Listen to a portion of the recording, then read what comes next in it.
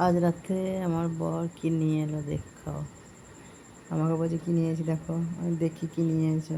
আমি তো প্লেটে সাজিয়ে দিয়েছি, শসা পেঁয়াজ সাজিয়ে দিয়েছি। দিয়ে খুলে তখন দেখছি বিরিয়ানি। তো বিরিয়ানিটা ওকে দিচ্ছি সাজিয়ে, দিয়ে দিয়ে দিলাম।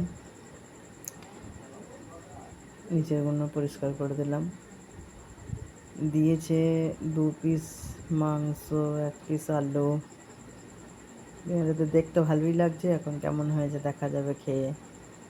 আর সাথে এর সঙ্গে দিয়ে দিয়েছে চিলি চিকেন। চিলি চিকেনটা ঢেলে দেবো।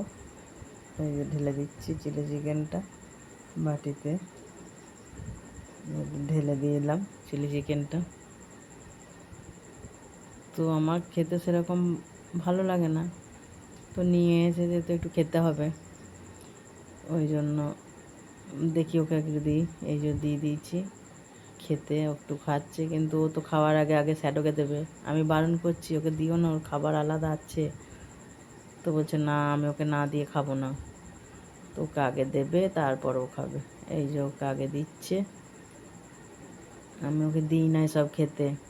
ও একটু সেদ্ধই খায়, কিন্তু ও আজকে শুনবে না। ওর বাবা বলছে না, আগে ও খাবে তারপর আমরা খাবো, নাহলে খাবো না। একটু মাংস দিল, একটু ওকে বিরিয়ানিও দিল। স্যার বাবা এখন বসে আছে, বলছে খাবে না, একটু পর খাবে, তো ও শুনছে না।